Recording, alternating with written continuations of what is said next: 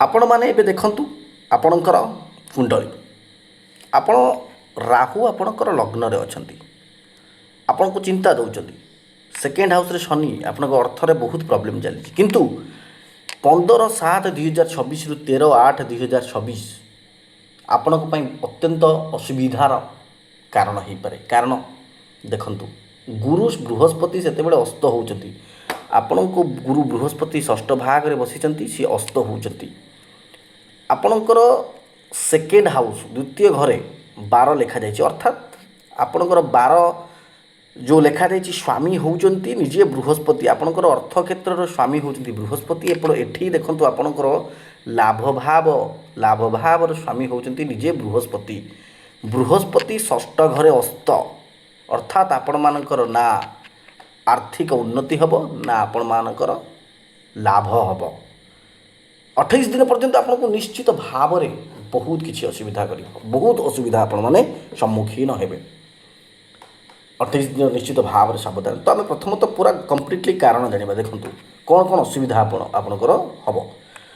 ଗୁରୁ ଏଠି ବସିଲେ ତ ଆପଣଙ୍କୁ ରୋଗ ନିଶ୍ଚିତ ଭାବରେ ପେଟ ଜନିତ, ଏସିଡ଼ିଟି ଜନିତ କିମ୍ବା କୌଣସି ପ୍ରକାରର ଦେଖିବେ ଆପଣ ଯାହାର ଲିଭର ଫ୍ୟାଟି ଲିଭର, ଡାଇବେଟିସ୍ ଏସବୁ ଜିନିଷ ଟିକେ ଦେଖାଯିବ।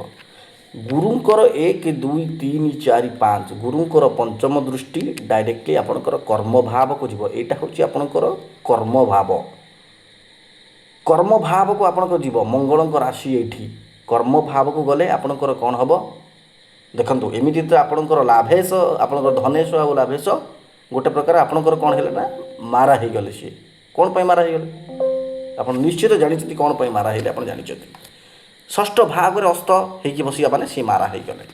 ତ ଗୋଟେ କଥା ଆପଣ ଦେଖନ୍ତୁ, ଭଲ କି ଆପଣଙ୍କୁ ମୁଁ ଦେଖାଉଛି। ଦେଖନ୍ତୁ ଆପଣ ଏଠି ଆପଣଙ୍କର ଯାହା ପ୍ରୋବ୍ଲେମ୍ ଆପଣଙ୍କର ହେଲା, ଇଏ କର୍ମ କ୍ଷେତ୍ରରେ ଆପଣଙ୍କର ନିଶ୍ଚିତ ଭାବେ ପଡ଼ିବ। କ'ଣ ହେବ ଆପଣଙ୍କର କର୍ମକ୍ଷେତ୍ରରେ ଆପଣମାନଙ୍କର ଶତ୍ରୁ ବଢ଼ିବ। ଆଜ୍ଞା, କର୍ମକ୍ଷେତ୍ରରେ ଆପଣମାନଙ୍କର ଶତ୍ରୁ ବଢ଼ିବ। ଆପଣଙ୍କର କିଛି ଦେଖିବେ ଶତ୍ରୁ ଯେଉଁମାନେ ଚୁପି ହେଇଥିବେ, ଅର୍ଥାତ୍ ଗୁପ୍ତ ଶତ୍ରୁ ଆପଣମାନଙ୍କର ବଢ଼ିବ। ପିତା ସାଥେ ମଧ୍ୟ ଆପଣଙ୍କର ଝଗଡ଼ା ଦେଖାଯାଉଛି। ଏଇ ପ୍ରୋବ୍ଲେମ୍ଟା ଆପଣଙ୍କର ନିଶ୍ଚିତ ଭାବରେ ଦେଖାଯାଉଛି।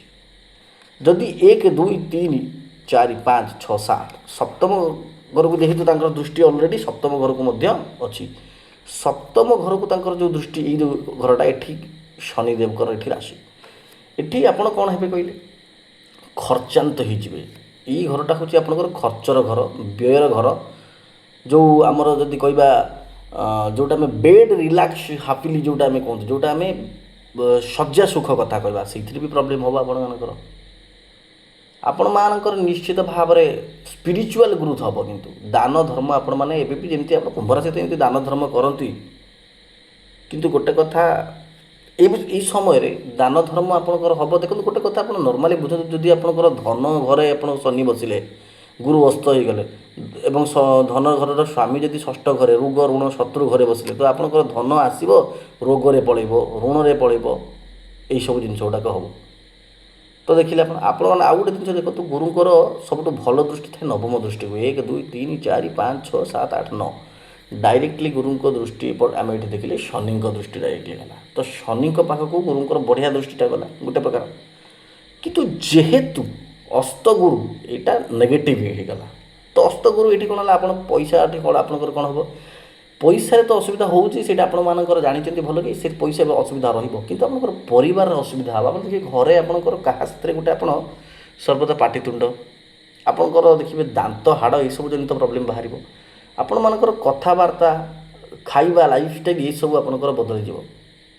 ଆପଣ ଏମିତିରେ ବି ଏଇଠି ଶୁକ୍ର କେତୁ ବସିଛନ୍ତି ଅଲରେଡ଼ି। ଏଠି ଆପଣଙ୍କର ସମ୍ପର୍କ ସ୍ତ୍ରୀ ସାଥେ ବା ଆପଣଙ୍କର ଗର୍ଲଫ୍ରେଣ୍ଡ ସାଥେ ପ୍ରୋବ୍ଲେମ୍ ରହୁଥିବ। କିନ୍ତୁ ଏଇ ଯେଉଁ ଜିନିଷ ଦେଖୁଛନ୍ତି ଆପଣ, ଏଇଟା ମାତ୍ର 28 ଦିନ। ଆପଣଙ୍କୁ କ'ଣ କରିବାକୁ ପଡ଼ିବ? ଫାର୍ଷ୍ଟ ତ ଆପଣଙ୍କୁ କର୍ମକ୍ଷେତ୍ରରେ ସାବଧାନ, ଆପଣଙ୍କ ଖର୍ଚ୍ଚଟି ଟିକେ ନିୟନ୍ତ୍ରଣ କରିବାକୁ ପଡ଼ିବ ଏବଂ ଆପଣ କଥାବାର୍ତ୍ତା ବାଣୀ ଭାବରେ ଟିକେ ସୁଧାର ଆସିବାକୁ ପଡ଼ିବ। କିନ୍ତୁ ଦ ମୋଷ୍ଟ ଇମ୍ପୋର୍ଟାଣ୍ଟ କଥା ହେଉଛି ଆପଣଙ୍କର ଏଇ ଯେଉଁ ଜାତକରେ ଯାହା ଆମେ ଦେଖିଲେ ଗୋଚର କୁଣ୍ଡଳୀ ଅନୁସାରେ, ଦେଖନ୍ତୁ ଏଇଟା ହେଉଛି ଗୋଚର କୁଣ୍ଡଳୀ, ଏଇଟା ହେଉଛି ଗୋଟେ ପ୍ରକାର ସମସ୍ତଙ୍କ ପାଇଁ ପ୍ରଯୁଜ୍ୟ ଏଇଟା। କିନ୍ତୁ ଆପଣଙ୍କ ନିଜର ଜାତକରେ ଯଦି ଏଇ ଜାଗାରେ ଲଗ୍ନରେ ଯଦି ରାହୁ ନଥିବେ, ବୃହସ୍ପତି ଆପଣଙ୍କର ଲଗ୍ନରେ ଥିବେ ଏବଂ ବୃହସ୍ପତି ଉଚ୍ଚ ରାଶିରେ ଥିବେ, ଆପଣଙ୍କ ପାଇଁ ବହୁତ ଭଲ ବି ହେଇପାରେ। ତ ଯଦି ଆପଣଙ୍କ ଜାତକ ଖରାପ ଥିବ ଏ ଯେଉଁ ଅସୁବିଧାଟା ଆପଣଙ୍କର 100 ଗୁଣ ବଢ଼ିଯିବ। ତ ସତର୍କତା ସୂଚନା ଏଇଥିପାଇଁ ମୁଁ ଦେଉଛି, ଆପଣ ଏ ସମୟରେ ନିଜକୁ ନିୟନ୍ତ୍ରଣ ରଖନ୍ତୁ ଏବଂ ନିଜର ଜାତକ ଦେଖନ୍ତୁ। ଆପଣ ନିଜର ଜାତକ ଦେଖନ୍ତୁ। ନିଜ ଜାତକରେ ବୃହସ୍ପତି ଅସ୍ତ ଅଛନ୍ତି, ଯଦି ଯାହା ଜୀବନରେ ଯାହାର ଆପଣ ଦେଖିବେ ଗୁରୁ ଯାହାର ଅସ୍ତ ହେଇଯାଇଥିବ, ଯାହା ମାନେ ଜାତକରେ କମ୍ପ୍ଲିଟଲି, ଇଏ ତ ଗୋଚର କୁଣ୍ଡଳୀରେ ଅସ୍ତ, ଯାହା ଜାତକରେ ଗୁରୁ ପୁରା ଅସ୍ତ ହେଇଥିବ ତା ଜୀବନ ତ ନର୍କ। ଯାହା ଜାତକରେ ବୁଧ ଅସ୍ତ ହେଇଯାଇଥିବେ ସିଏ ନର୍କ। ତ ଆପଣଙ୍କ ନିଜ ଜାତକ ମଧ୍ୟ ଦେଖନ୍ତୁ, ନିଜ ଜାତକର ପ୍ରୋବ୍ଲେମ୍ କ'ଣ ଆପଣ ବୁଝନ୍ତୁ। ହଁ, ଆପଣ ଆମକୁ ମଧ୍ୟ କଲ୍ କରିପାରିବେ। ଆପଣ କଲ୍ କରିବେ, ଆପଣ ଡାଇରେକ୍ଟଲି ଆମର ଫୋନ୍ ଯଦି କିଏ ଉଠାଉନାହାନ୍ତି ମେସେଜ୍ କରିପାରିବେ। ଆପଣଙ୍କ ଡେଟ୍ ଅଫ୍ ବାର୍ଥ ଡିଟେଲ୍ସ, ଆପଣଙ୍କ ଠିକଣା, ଜନ୍ମସ୍ଥାନର ଦିଅନ୍ତୁ। ଆମେ କମ୍ପ୍ଲିଟ୍ ଆନାଲାଇଜ୍ କରିବା। କେବଳ ଗୋଚର କୁଣ୍ଡଳୀ ନୁହେଁ, ଆମେ ଲଗ୍ନ କୁଣ୍ଡଳୀ, ଦଶାଂଶ କୁଣ୍ଡଳୀ ଏବଂ ନବମାଂଶ କୁଣ୍ଡଳୀ, କେପି ଚାର୍ଟ, ଲାଲ କିତାବ ଅନୁସାରେ ମଧ୍ୟ ଆମେ ଦେଖିବୁ। ଆମର ଚାର୍ଜେସ୍ ମଧ୍ୟ ଅଛି। ଯେକୌଣସି କାର୍ଯ୍ୟ ହେଉନା କି ଆମେ ସମୟ ଦେଉଛି ମାନେ ନିଶ୍ଚିତ ଭାବରେ, ଅବଶ୍ୟ ବହୁତ କମ୍ ପ୍ରାପ୍ୟ ଅଛି ସମସ୍ତଙ୍କ ପାଇଁ ଏଇଟା ନିହାତି ଭାବରେ। ଆଉ ଗୋଟେ କଥା ଶୁଣନ୍ତୁ, ଆପଣ ଏଇ ଯେଉଁ ଟାଇମ୍ଟା, ଏଇ 28 ଦିନ ଦେଖ, ମଙ୍ଗଳଙ୍କର ରାଶିରେ ଯେହେତୁ ଏଠି କର୍ମରେ ସମ୍ମାନ, ଏଠି ସମ୍ମାନ ହାନି ମଧ୍ୟ ଯୁଗ ରହୁଛି। ରେସପେକ୍ଟ ଯେଉଁ ଆପଣଙ୍କୁ ମିଳିଥିବ ସେଇଟା ହାନି ରହୁଛି ଏବଂ ଲାଭେଶ ଧନେଶ ସବୁ ଷଷ୍ଠ ଭାବରେ ବସିଗଲେ। ଆପଣଙ୍କ ନିଜ ଜାତକରେ ଯଦି ଲାଭେଶ ଧନେଶ ଷଷ୍ଠ ଭାଗରେ ବସିଥିବେ କି ଅଷ୍ଟମ ଭାଗରେ କିମ୍ବା 12 ଭାବରେ ବସିଥିବେ, ବଡ଼ ପ୍ରୋବ୍ଲେମ୍ ଜିନିଷ। ଆପଣ ଏଗୁଡ଼ାକ ସବୁ ଦେଖିବା କଥା। ଜାତକଟା ହେଉଛି ଆମର ନକ୍ସା, ଆମ ଜୀବନକୁ ଆମେ ଜାଣିପାରିବା ଏଥିରେ କ'ଣ ପ୍ରୋବ୍ଲେମ୍ ହେଉଛି, ଆମେ ସୁଧାରି ପାରିବା। ଆପଣ କୌଣସି ଭଲ ଜ୍ୟୋତିଷ ସାଥିରେ କଣ୍ଟାକ୍ଟ କରନ୍ତୁ, ଆମକୁ ମଧ୍ୟ କଣ୍ଟାକ୍ଟ କରନ୍ତୁ। ଆମର ସମୟ ବହୁତ ସ୍ୱଳ୍ପ ଆମ ପାଖରେ, ତ ସେଇଥିପାଇଁ ଗୋଟେ କଥା, ଆପଣ ଡାଇରେକ୍ଟଲି ହ୍ୱାଟ୍ସଅପ୍ ବି କରିପାରିବେ, କଲ୍ ବି କରିପାରିବେ। ଆପଣ ଆରାମସେ କଲ୍ କରିକି ଆମ ସହିତ ଡିସ୍କସନ୍ କରନ୍ତୁ। ଆଉ ହଁ, ଗୋଟେ କଥା ଆପଣ ଶୁଣନ୍ତୁ, ଖର୍ଚ୍ଚଟାକୁ ଆପଣ ଟିକେ ନିୟନ୍ତ୍ରଣ କରନ୍ତୁ। ଆଉ ଶୁଣନ୍ତୁ, ଯେହେତୁ ରାହୁ ଲଗ୍ନରେ ବସିଛନ୍ତି, ରାହୁଦେବଙ୍କର ବୀଜ ମନ୍ତ୍ର ପାଠ କରନ୍ତୁ ଆପଣ। ଆଉ ଆପଣଙ୍କ ବୁଧବାର ଦିନ ଆପଣଙ୍କ ଘରର ବାଥରୁମ୍ ନିଜେ ସଫା କରନ୍ତୁ। ରାହୁ ଅତ୍ୟନ୍ତ ଶୁଭ। ମୁଁ ଏଇ ଯେଉଁ ଗୋଚର କୁଣ୍ଡଳୀରେ ସବୁ କଥା କହିପାରିବିନି କ'ଣ କେଉଁ ରେମେଡ଼ି, ଡାଇରେକ୍ଟଲି ଆପଣଙ୍କ ଜାତକ ଦେଖିଲେ ମୁଁ ଆପଣଙ୍କୁ କହିବି କେଉଁ, ଯଦି ଆପଣଙ୍କର ଗୁରୁ ଷଷ୍ଠ ଘରେ ବସିଛନ୍ତି ଆପଣଙ୍କୁ କ'ଣ କଲେ କ'ଣ ହେବ। ଦେଖନ୍ତୁ, ଗୋଟେ କଥା ହେଉଛି, ନିଜର ନକ୍ସାକୁ ପରିବର୍ତ୍ତନ କରିବାର ଚାବିକାଠି ହେଉଛି ଆପଣଙ୍କ ପାଖରେ। ଏଇ ଯେଉଁ ଏବେ ଯେଉଁ ପ୍ରୋବ୍ଲେମ୍ଟା ହେଇଛି, ସୂର୍ଯ୍ୟ ଗୁରୁ ଏଇ ଯେଉଁ ଷଷ୍ଠ ଘରେ, ଆପଣଙ୍କ ଜାତକରେ ଏଇ ଜିନିଷଟା ନ ହେଇଥାଉ। କର୍ମକ୍ଷେତ୍ରରେ ଦେଖନ୍ତୁ ମଙ୍ଗଳଙ୍କର ଆଧିପତ୍ୟ ରହୁଛି, କିନ୍ତୁ ଏଇ ଯେଉଁ ଅସ୍ତବାଲା ଦୃଷ୍ଟିଟି ଯାଉଛି ଏଇଟା ଆକ୍ଚୁଆଲି ଖରାପ ହେଉଛି। ତ ଆଉ ଗୋଟେ କଥା, ହନୁମାନ ଚାଳିଶା ଆପଣ ପ୍ରତ୍ୟେକ ଦିନ ନିତ୍ୟ ପଢ଼ନ୍ତୁ। ମହାଦେବକୁ ତ ଆପଣ ନିହାତି ଭାବରେ ପ୍ରାର୍ଥନା କରିବା କଥା, ମହାଦେବ ମାତା ପାର୍ବତୀଙ୍କର। ଆଉ ଗୋଟେ କଥା ଶେଷରେ କହୁଛି ଶୁଣନ୍ତୁ, ଆପଣଙ୍କର ଲଗ୍ନ ଯଦି ଜାତକରେ ଷ୍ଟ୍ରଙ୍ଗ ଥିବ, ଲଗ୍ନରେ ଯଦି ବୃହସ୍ପତି ଥିବେ ସ୍ୱରାଶିରେ କିମ୍ବା ତ୍ରିକୋଣରେ ଥିବେ, କେନ୍ଦ୍ରରେ ଥିବେ, ତ ବହୁତ କିଛି ଆପଣମାନଙ୍କ ପାଇଁ ବହୁତ ଉନ୍ନତି ହେବ। ବହୁତ କଂଗ୍ରେସରେ ଲୋକ କହୁଛନ୍ତି ମୋର ଏଇଟା ହେଉନି, ମୋର ସେଇଟା ହେଉନି, ସେଇଥିପାଇଁ ବାଧ୍ୟ ହେଇ ଆଜି ଆମେ ଏ ଭିଡ଼ିଓ କରିବାକୁ ପ୍ରସ୍ତୁତ।